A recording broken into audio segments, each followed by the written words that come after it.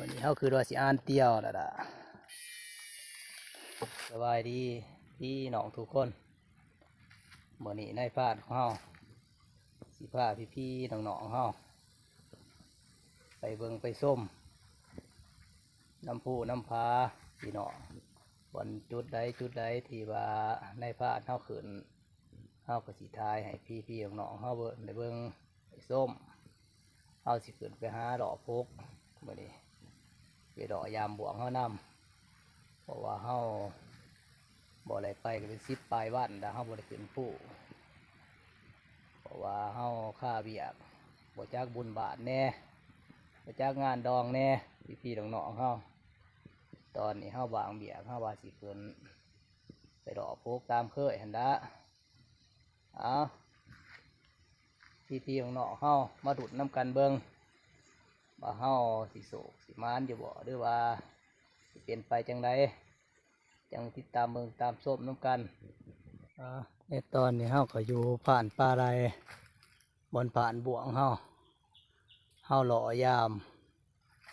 เปลืองทั้งป่าไรนี่ก็ยามเบิดสุรังล่ะหมดถึงยัง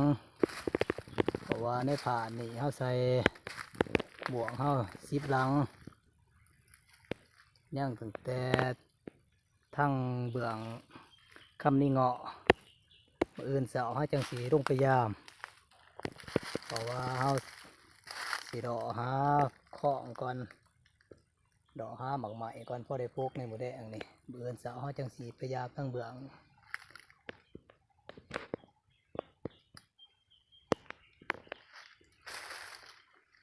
จะเป็นยังขาวๆแดดมาเมื่อนึงนี่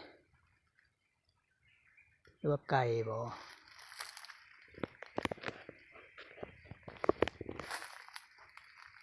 แจงตามาเอาจากสีดงยามทั้งเบื้องคำนี้เงาะจังมาดุดน้ำกันพี่ๆน้องๆเฮาเอายามากพี่รังสุดท้ายพี่น้อง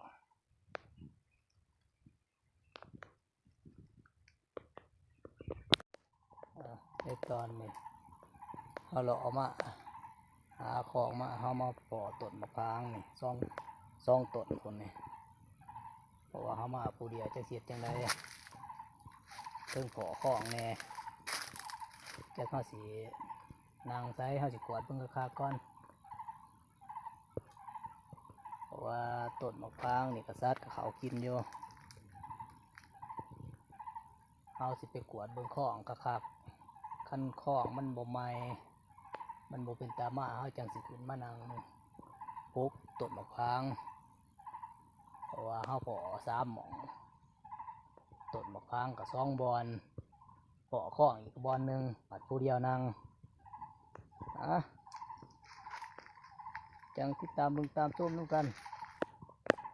ต้นมะพร้างก็สูงเติบพี่น้องเอ้ยทางบนซัดเขามากลายเพราะว่ามีเฟื่อยเป็นก็เหาะกระแตคือสีขาวอยู่ดอกทางหอกกำลังเยือนตัวซุ่มซุกกับซุกตัวยังดีกับดีตัว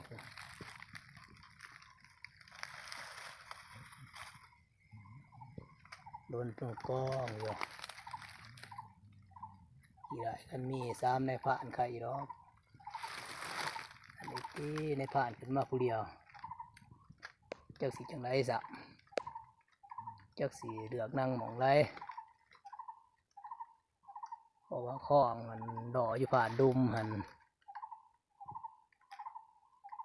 เพราะว่าในผ่านเคยพกบนถ้ำดุมจะว่าเขาสินำข้องไปปัญหามันเขาบนถ้ำตัวเคยพกเอาสินั่งบนถ้ำมันจึงสิมีปูเสียนมันโมอยู่ในถ้ำเอาสิมาพกบักพางผิด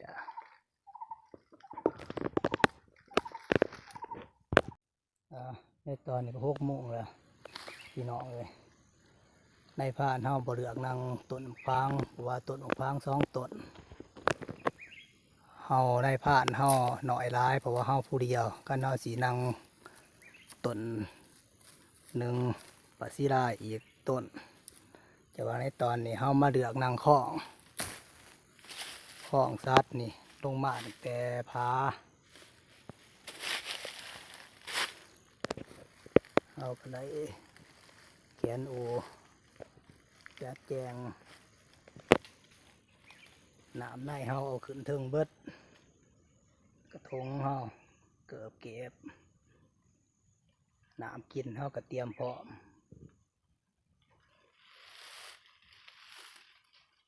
เพราะว่าของสัตว์มาตั้งแต่หลังจากการว่าสัตว์เขาต้นมะพร้างมันกินแล้วมันก็ลงมาพานี่ตามคลองนี่ลงมาการสัตว์อยู่แถวดุมอยู่กองพาดุมสิขึ้นไปกินบางไม้มันก็ต้องผ่านคลองนี่ขึ้นไปหาต้นมะพร้างจะว่าเฮาเลือกนางคลองวันหน้าพาบอนคลองมันขึ้นสิไปหาหมักไม้อยู่เทิงจังติดตามมึงตามชมน้ำกันเอาสีนางจนบ่า3-4 โมงมอสิแจ้งคนละกันบ่มีหยังเกิดขึ้นเฮาจังสียางขึ้นไปใส่ต้นของฟางตัวเทิงเพราะเฮาแหละหาพวกกระหอกกระแตในตอนนี้ก็เป็นตอนเสาร์แล้วพี่น้องเฮาพกข้องนี่แต่ว่าเนี่ยพุ่นเมื่อคืนนี่เฮาบ่ไหลยังเพราะว่าสัตว์บ่เข้าเฮา3 โมงเฮาไปหาต้นมะพร้างเกิดลมร้ายเลยบ่มีหยังเกิดขึ้นเลยแต่ว่าในตอนนี้เฮาสิลงพยายามกวางอยู่รุมพุ่นละอยู่ทั้งคำนี้หงอบ่คันเฮาเป็นสิบ้านหรือว่าสิบ่มานก็จังไปเบิ่งกันอยู่พุ่นละคันเฮาบ่ไหลสร้างเฮาสิลงเด้อคันสิพกต่อเพราะว่ามันเป็นบ้านบ่ดีเพราะว่าได้ผ่านเฮาขึ้นมาว่าอันนี้ก็13 คำนี่ก็14 คำมื้ออื่นก็15 คำก็น่าสิพกต่อคือสิบ่ไหลดอกเพราะว่าเฮาหากินวันศีลบ่เคยมานจักเทื่อเพราะว่าเฮาถือมาตั้งแต่รุ่นผู้เฒ่าผู้แก่เฮาพุ่นละ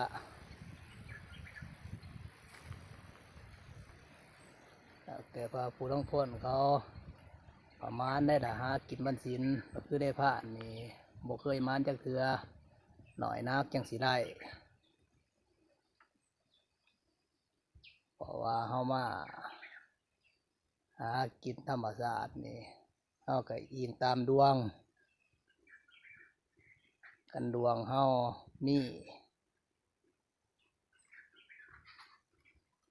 เฮาก็ได้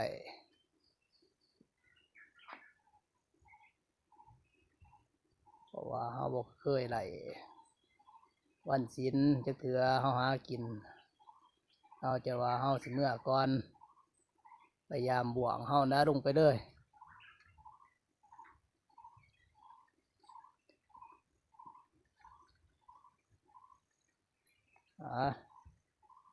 จังดุดน้ำกันพุ่นละแถวบ่วงพุ่นละ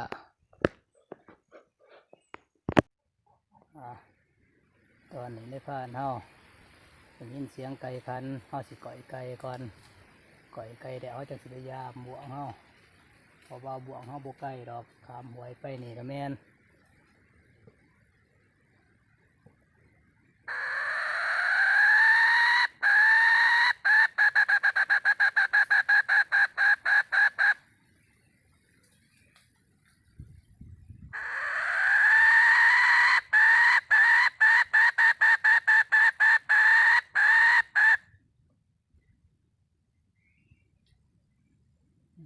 คือเสียงยางอยู่เลยพี่น้อง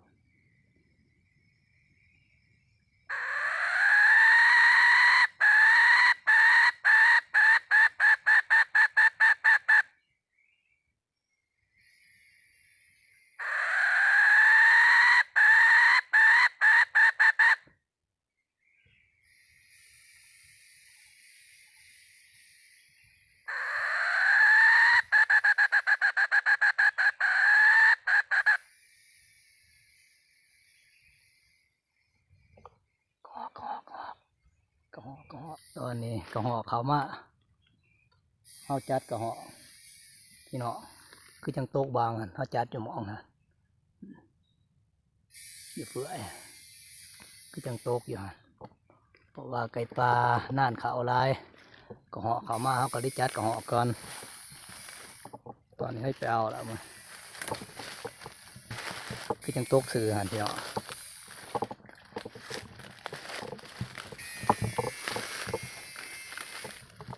เห็นอยู่พี่น้องเห็นอยู่บ่เห็นจะได้เขาพกของเขาบ่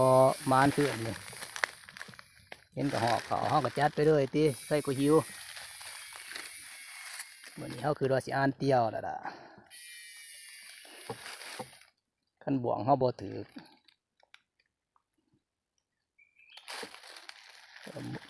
เบิดบังหนุนตี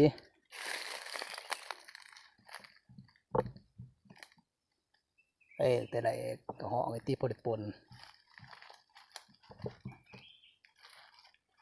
ตอนนี้เขาสิพยายามบ่วงต่อวันนี้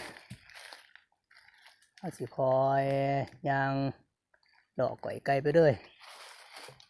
พอเขานั่งรักอยู่เขาก็สิรักมันหากระหอกไก่มาอีกอันนี้เขาก่อยไก่ที่กระหอกมา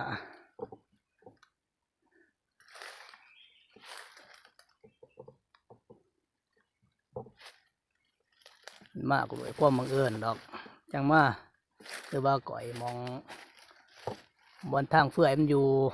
มันมาบ่จังมาหาเฮาแต่ว่าบ่แปลกดอกพี่น้องเอ้ยตั้งแต่เจียกฟ้านก็ยังเห็นมายังหมิ่นมาบาดขาดเท่าสิไหลคือว่าหันละบาดเท่าสิมานในตอนนี้เขายามเดี๋ยวเบิดสุดังเด้อเขาบดถืออีสังแต่ว่าเขาได้มาหางไม้สองหลังนี่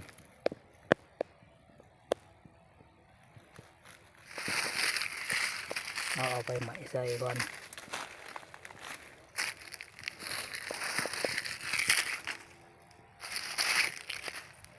เอาแล้วเอาค้อนมาผ่าไปเพราะว่าทางกวางหลาย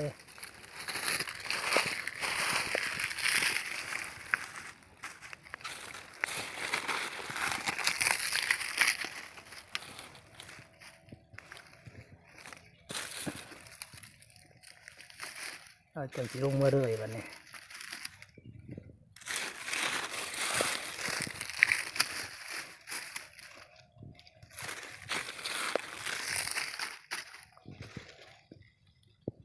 ในตอนนี้เขาสิยางต่อยางลงเมื่อแล้ววันนี้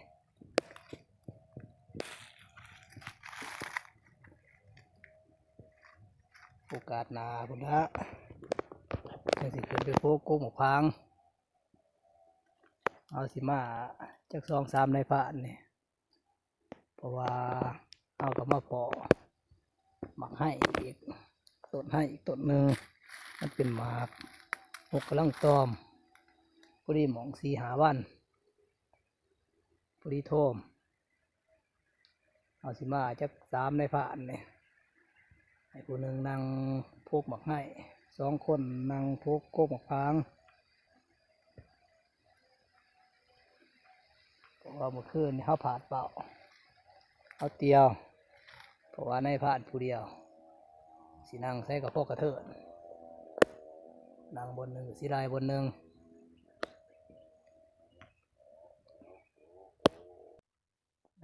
ในตอนนี้ในผ่านเขาลงมาแต่ผู้ละเขาหมอเตียงหน้าละตอนนี้เขาขอมังใหม่กันเอาสิพกต่ออีกจะคืนบ่ไหลมันเป็นบ้านโบดีบ้านศิล14 คำบ่อื่นก็15 คำเอาวิทย์วันศิลปุ่นว่าจังสิไปต่อสิไปพกใหม่เพราะว่าเฮาหากินบ้านศิลนี่เฮาบ่เคยว่าสิมานจ้าเถื่อเพราะว่าเฮาเคยถือแต่กี้แต่ก่อนพุ่นละใครแน่ตั้งแต่ไหลกระหอกตัวหนึ่งที่พอได้เมื่อปนกินมือแดงนี่ สำหรับมื้อนี้นายพรานเฮาสิจากลาพี่ๆน้องๆทุกคนมื้อหน้าจังมาดุนกันต่ออีกบางทีก็สิไปหลายนายพรานมาจักจังสิได้พกหลายบอลแหน่จังสิบ่พลาดเป้า